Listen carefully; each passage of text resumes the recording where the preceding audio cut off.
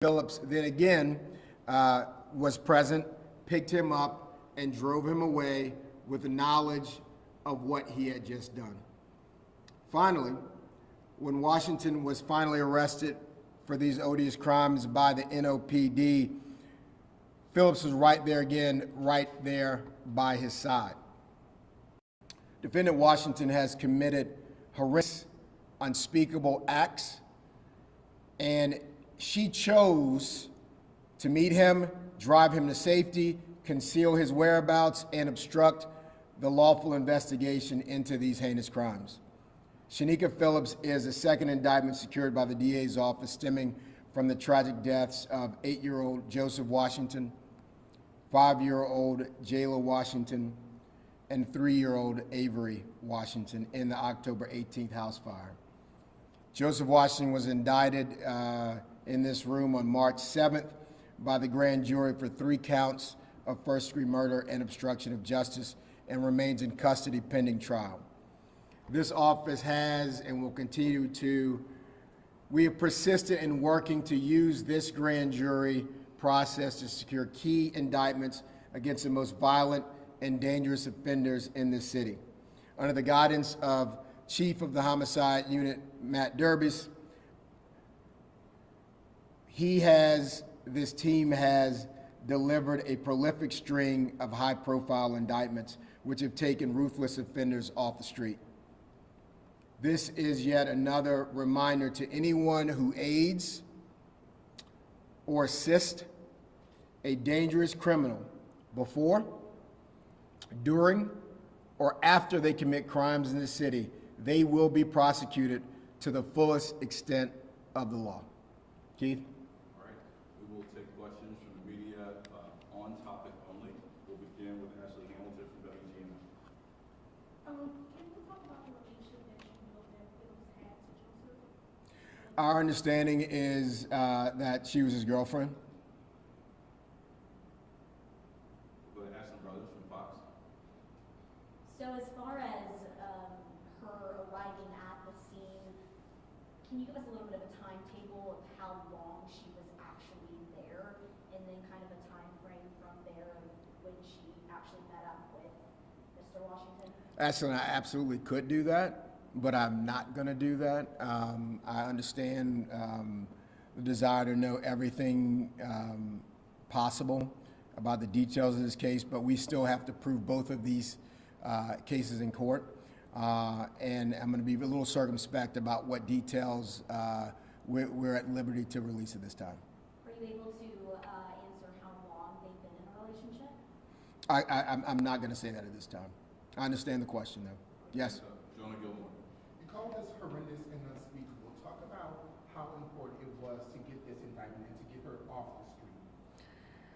You know, there's not a lot of people committing the most violent crimes in the city of New Orleans. It's a small number of people. This act in itself by Mr. Washington is, I mean, as a father, as a parent, as a prosecutor in this town, it's one of the most odious events and acts I've ever seen. And obviously, prosecutors and detectives want to take those bad actors off the street. This case is important because too many times in this community, there is a loved one, a friend, an associate who aids, abets, harbors individuals after they've committed crimes. That is not the culture of a safe space. That is not the culture of the city of New Orleans. That is a crime. If someone helps someone get away or tries to help them get away or assists in any way before, during, or after a crime, that in itself is a crime. So it's really important, one, that we hold this individual accountable for taking the lives of those 3 children, but it's also important for anyone who is observing this from afar, who is not involved in the criminal legal system right now, to understand the best thing you can do for your loved one if they commit a crime in this town is to encourage them and assist them with turning themselves in. Thank you for that question. Next up, Whitney from WWL. Hey, how are you? Good, how are you? Just a clarification, I know you're not going into detail of how long this person's in front of the home, but did you say that she was caught on surveillance or a witness saw? A number of witnesses saw Shanyka Phillips present as this house was ablaze and the defendant was fleeing the scene. And, sorry, okay. My real question was, are there any other indictments forthcoming in this case?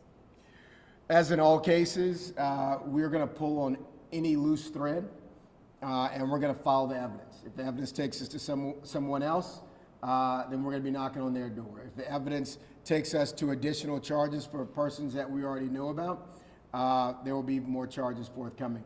All we can do, all any prosecutor should ever do, is just follow the evidence. There was a vehicle that was abandoned in the Mississippi River, I believe on the West Bank, as a part of his attempt to flee or evade something. Is that connected at all with Shanyka? I'm not going to go into the details of the case in terms of the things that we're going to have to prove in court. An indictment is simply the first step. Obviously, there are going to be jurors and a judge who are going to be vetting the case that we have to bring. And I understand the public is really anxious to know everything they can about how something this horrible could ever occur. But I am not going to get into details that could damage or in any way molest the case that this office is responsible for bringing. I understand. Can you say if any other agencies or like law enforcement or anybody helped with the investigation or arrest? I can tell you that the NOPD detectives have been amazing in this case. They continue to be that. The relationship there in terms of the information they're able to provide in real time, they've been nimble. Denise, who has been working very dutifully in screening this case and presenting it to the grand jury, she has been nimble, and both agencies are working in partnership and deep collaboration to try to find some measure of justice for this mother and this family as they go through this. But we're constantly learning lessons, and the relationship is constantly getting stronger between the DA's office and the police department.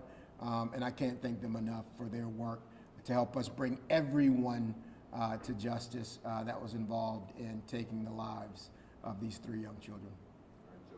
And I know you just briefly mentioned the family. Have you spoken with the family We about this indictment? we speak a lot. We were together just a few days ago. We were together a couple weeks before that, and I'm going to continue to keep them in the loop.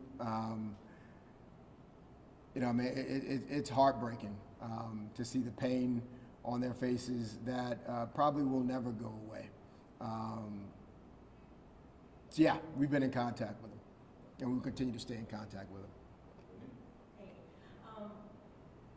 say you spoke with the family. I mean, even just for our newsroom, this was a very hard story to report on. It's hard for us to even come here today and continue talking about this because of how horrific this case is. Do you know when she was picked up today, has anybody spoken to her from your office? Did she know that this was coming? Didn't seem like she was prepared for this, if at all spoken. No, that's the thing, and the public needs to know. We don't send warning notes before we come. You commit a crime,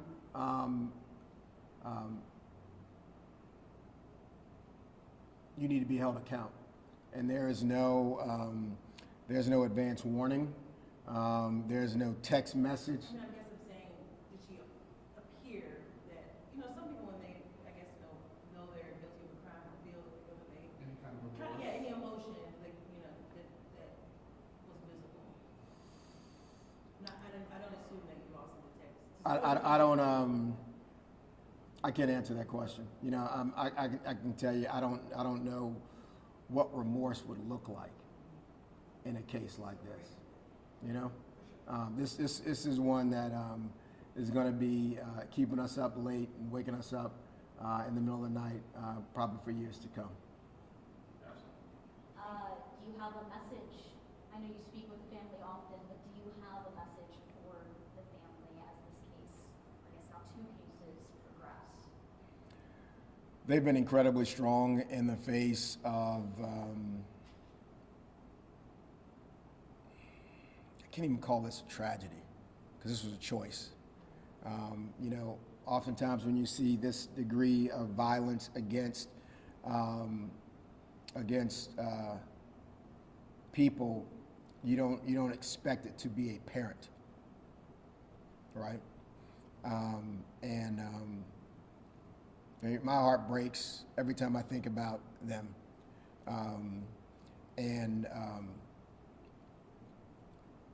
yeah, I mean, there are really no words for something this horrific and this odious. Denise is a mom, I'm a dad, Matt's a dad. There's no words. Any more questions for the gallery? Where was she apprehended? Her home. Can you say the area, like the neighborhood? I won't add to the, you know, I don't want to cause harm to neighbors of a defendant, but she was in the city of New Orleans. She was arrested in her home without incident. Okay. Thanks, everybody. Thank you all. Thank you, guys. Is there a mugshot we can get? Keith, will you see if you can help him out with that? I'll see what we can get. We don't have one, but we can see what's available.